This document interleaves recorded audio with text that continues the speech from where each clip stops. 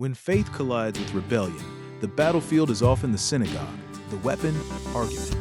For Jacob Frank, it was the public disputation, a fight for the soul of Zona Judaism. In our last episode, we explored the shocking heart of Jacob Frank's doctrine, holy through sin, an ideology that not only rejected traditional Jewish law, but actively sought to transgress it, believing salvation lay in breaking the old order.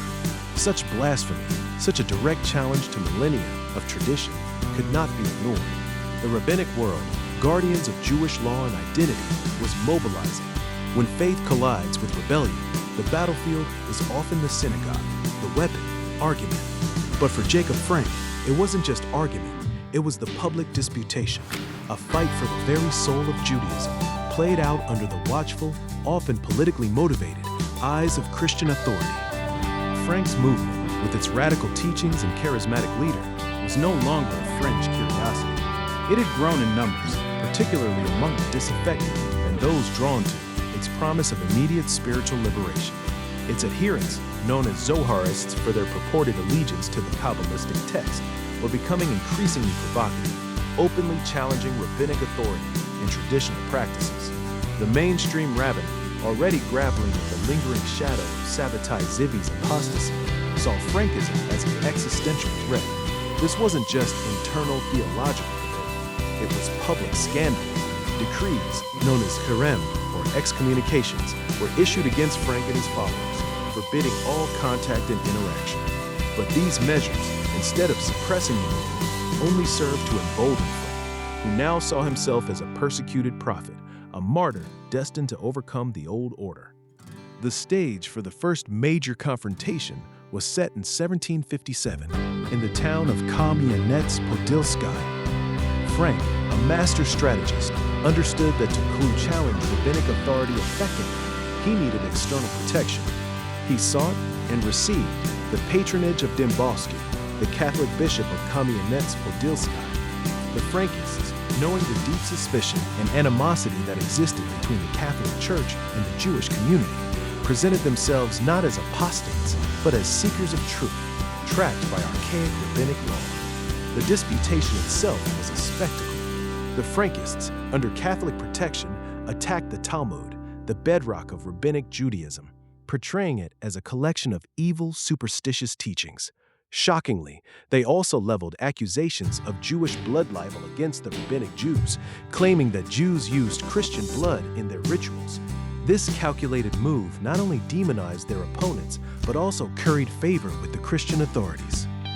2 years later, in 1759, an even larger and more significant disputation took place in Lwów, again under Catholic patronage, this time orchestrated by Archbishop Lwów.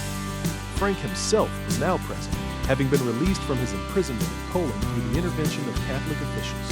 Here, Frank escalated his claims. He asserted his messianic status, positioning himself as the true spiritual leader, the Lord, as his followers called him. He reiterated the condemnation of the Talmud, calling it perverse and contrary to the true faith. But crucially, Frank also made claims about the Zohar, the foundational text of Kabbalah.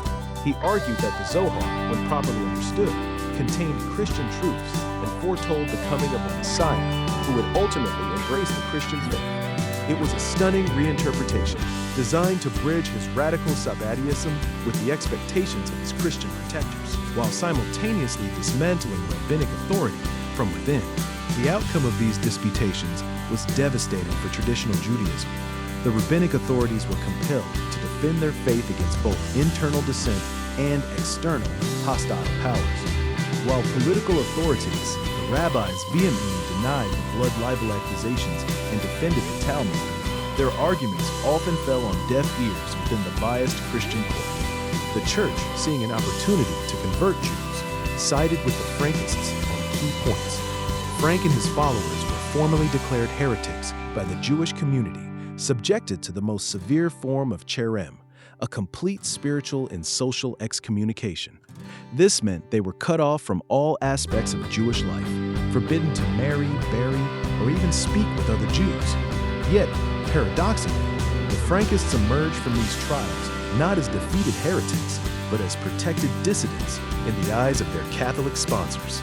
Jacob Frank was not just a religious leader, he was an astute political operator. He masterfully leveraged the historical tensions and religious prejudices of 18th century Poland. By casting the rabbis as backward, Talmud-bound fanatics, and himself as a progressive truth seeker whose teachings aligned with Christian doctrine, he turned the Christian authorities into his powerful allies. He successfully portrayed the rabbinic attempts to suppress him as persecution, not by his own people for heresy, but by a corrupt Jewish establishment resisting divine revelation. This strategic alliance was key to his survival and the growth of his movement, even as it utterly alienated him from the Jewish world. Excommunicated by the rabbis and having successfully used Christian protection to attack his former faith, Frank now stood at a precipice. The path ahead was clear, and it was a path of no return. He was forced to make a drastic choice, a choice that would sever his followers not just from Judaism, but from their very identity, a choice that promised protection and perhaps ultimate redemption, but at an immense and permanent cost. Join us next time as we uncover the astonishing act that cemented Frank's separation from Judaism and launched his followers onto a new, perilous path, their mass conversion to Christianity.